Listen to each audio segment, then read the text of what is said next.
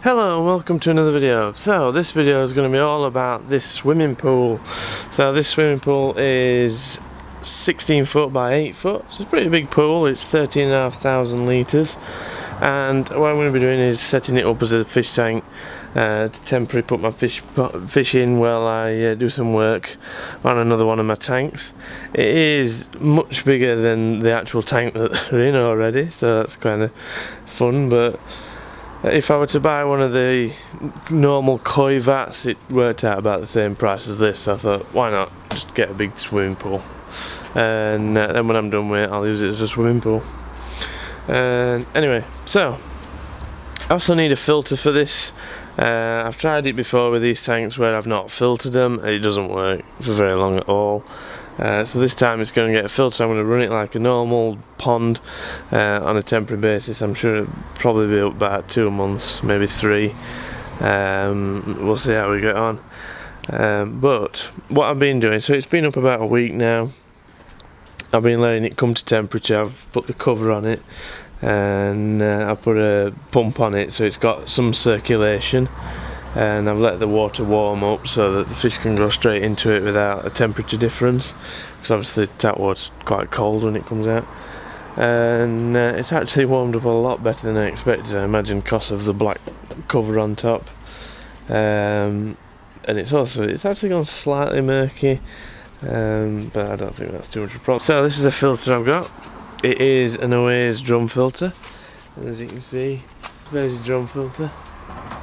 This side here is sponges, and this side's actually a little drum filter just here, and a one spray nozzle. So it's actually a pump inlet, this drum, and there's your pump inlet, there's your waste outlet, and around here is your return back to your pond.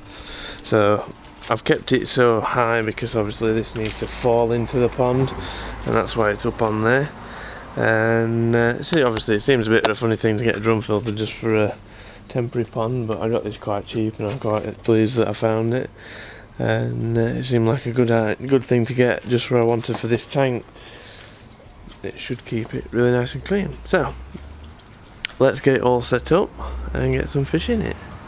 So here I've got my 15,000 litre super fish pump, and I've mounted it back into its case. Actually, well, for the first time, it's never been in its case before. I've never used it underwater, so we'll get to try it underwater. And oops, trap the cable in it. And I'll probably be putting it about somewhere around this end of the pond, and then piping it over to that. So yeah, let's crack on. So that's the pump on a bit of pipe. I haven't actually put a hose clip on there because the fish will only rub the sends on it. So what I'm going to do is drop this in this side of the pond. In fact, this is the first time you can actually see the pool without the cover on, and it's even got little windows in it. That's pretty cool. So yeah, I'm going to drop the pump in there. I'll set it in a minute and pipe it over to the filter over there. So yeah, it's actually gone slightly murky. Can't see it too well from the top, but when you look through you can't see the other side, and obviously that's because it's warmed up quite considerably, I guess. And obviously there's no chlorine in it or all like that, so I've filtered it all out. So there we go. I'll finish putting this in, and then we'll mess about with the drum. So right, I've got the pump set. It's down there, seems a good place to put it, and then I've cable tied the pipe down here out of the way, and then it goes into the filter right here. So it goes into that 1.5 to 2 inch through the heater into the filter, and then I've just put this little pipe on. So it's actually ready to run right now, but I haven't actually wired the drum up or anything, but I might just run it just to see how it goes. Just have a play with it in a second. Right, let's have a play with it. So, plug that in, see if it runs. I'm not sure if it'll come on. Yep, it has. Ooh, can you get water flowing? This is where I find out I forgot to tighten something up. Nice shot. Right, got a little bit of a leak somewhere here. just that not tight enough. Where's that coming from? Yeah, let me just deal with that leak. Anyway, deal with that in a bit. Right, so we've got the water coming in there. Filling the drum up nicely. And then,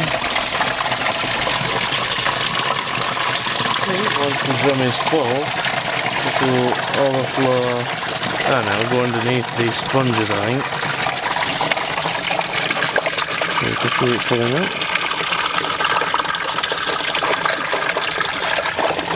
Oh, there we go, a bit of water. Yeah, and then straight, and then come straight out there. Nice.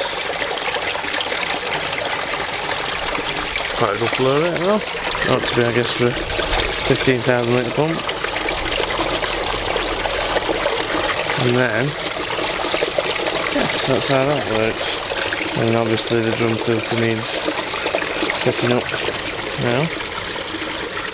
In fact, while we're here, have a look at the heater itself. So, what's actually leaking? I think this joint's probably not tight here. Yeah, I'm pretty sure that joint's not tight. So this flexible hose, I really like this flexible hose. It's really good stuff. It's good with pressure. It's really difficult to burst and difficult to accidentally cut. The stuff that you get that's like ribbed and it's got a coil that runs around it, that stuff always leaks when I put it on hose fittings, and it really bursts easily. And also another advantage of this one is it fits directly into a rubber boot, so I've literally just put it straight into this rubber boot here and tighten the rubber boot up, exactly like you would a normal PVC pipe, so that's great. Makes the installation of things a lot easier. There we go, that's the flow rate that we've got on this tank. Should be a pretty decent flow rate, that. Well, I'm obviously going to, looking at that, I'm probably obviously going to have to get a little bit longer pipe. Or put a T-jump, or put a 90 on it or something. I'll work something out of that. Right, I'll play with electrics now and get back to you. So here we are with installing the filter. So this is obviously the pump fed version. It's got one pump inlet and whatever these two things are in case you want to put some other inlets in, I guess. But also they do a gravity fed system, and I've installed that one on my other videos. Now, Oase get a pretty, you know, they don't really have a big market in like the professional koi pond filtration, and I think that's what the problem were with this particular drum. The place where I bought this from is more, you know, cheap garden pond stuff like that. They sell, you know, they sell the cheapest filters you can buy to people that just want to have a nice little ornamental pond in. So they had this filter for years and couldn't shift it. Whereas, you know, I've obviously got quite used to it, and that's why I managed to buy it quite cheap. In fact, cheaper than they paid for it, which is actually, you know, good for me, I guess. But it kind of tells you something about Oase's sort of market, I guess, that they are more to the cheaper end of things and ornamental things rather than professional koi keeping. But I don't really know why. See, this filter is actually made really well. It is so simple and so, you know, it's pretty bulletproof, really. I mean, obviously there are some little quirks and issues with it that I would personally like to change, but, you know, I see why they've got those quirks and issues with it, and it, you know, I can live with it. But these connectors, like this, God knows what, I don't even know what these do, so I'm imagining like that's probably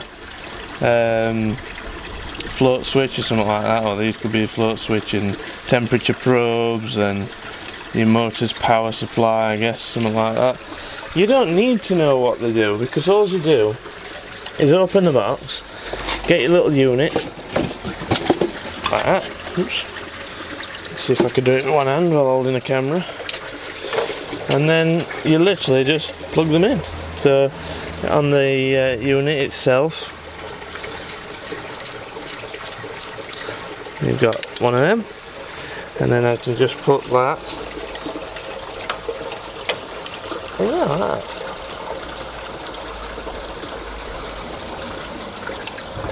And that's that one installed. and then so on and so forth with the other two. The only thing I actually need to do is either wire this up to a consumer unit or whatever I'm going to wire that up to, some sort of switch. I'm going to put a plug on it and decide whether I'm going to put a 16 amp plug on it, because it's a bit more weather protection than a 13 amp plug, but I'll work that out in a minute.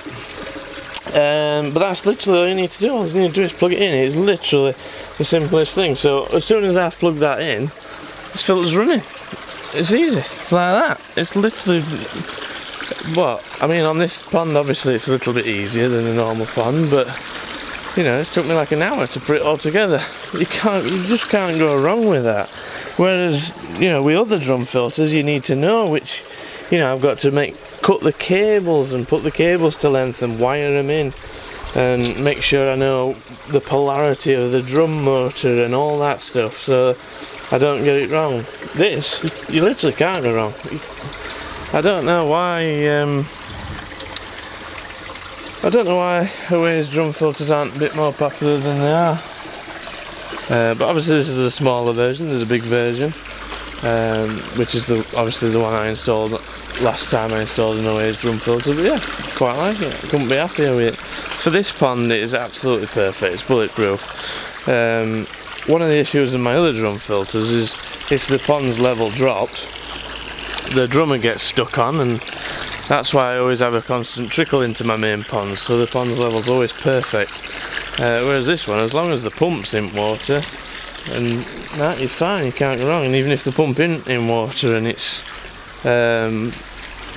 just sucking in air, it's still not going to cause any trouble, because it'll just, you know, it'll not burn anything out except the pump itself. Or if the pump turns off for whatever reason, it'll not affect the drum filter, it'll just stop working. It's all quite a bulletproof system, I think, personally, and I couldn't be happy with it for this pond. So there you go. I'll get a plug on the end of that and then I'll show it working. Right then, I chose a 16 amp socket to put on the drum filter, so let's see if it works. What I'll do is put this splitter on first and then just plug it in. Oops. Not doing a very good job of camera work here. Let's plug it in and see what happens.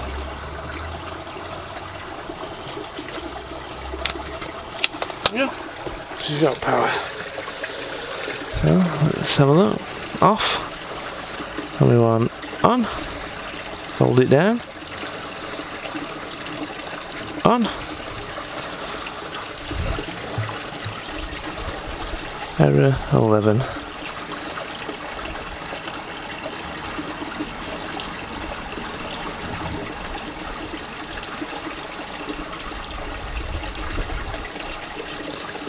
Let's see. I have to Google what error 11 is. It seems to work. There you go.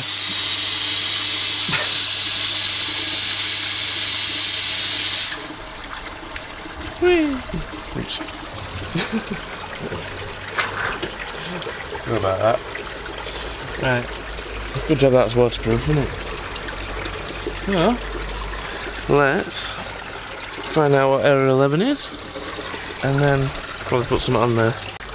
So I found out what error 11 is. It was because the lid weren't on. So that's pretty good as well. So now it just says the temperature on there, 25 degrees. If I press the clean, right.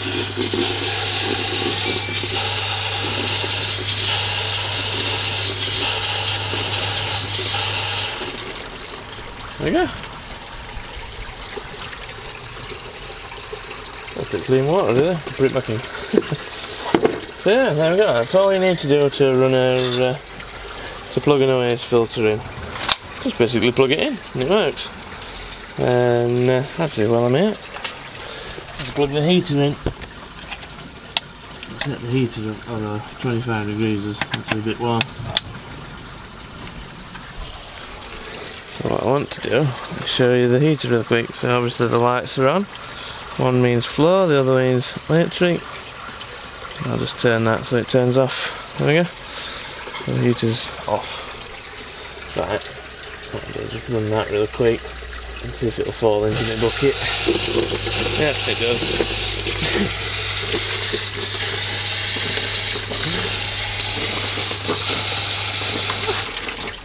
There we go, that'll do for now. So the little fishes have been in about a week or so now, week, 10 days, something like that, and as you can see it's gone very murky. It has gone incredibly green, and I'm actually quite happy about that. We've had a lot of sun recently and it's been really hot, so obviously green water, the fish won't get sunburn. The only actual issue with green water is that I can't see the fish really well, and this is actually the hose pipe spraying in, topping the pond up. Fish quite like it for some reason, and so I've been quite pleased with it. They're eating really well. Come on, fishies! Come on! There we go. There's actually quite a lot of fish in there from my other tank. I'll show you the other tank briefly in a second, this video is getting quite long.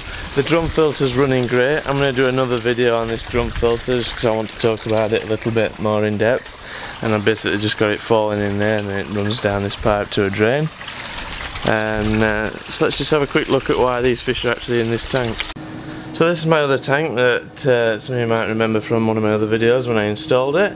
And what actually happened is, because obviously it's a wooden tank, the water level was fairly high at this side of the tank, and it ended up keeping slightly wet over here in these joints. And anyway, these joints basically snapped and gave way, and this front piece of wood here came right out.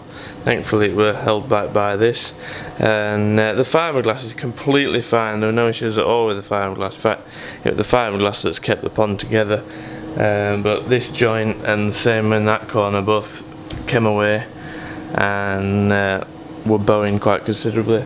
However, the joints at the other side are fine. But what I've been doing is I've put these metal brackets on to try and help it a little bit, and I'm going to put this metal band around to try and hold it all together a bit, and then fill it back up and put the fish back in.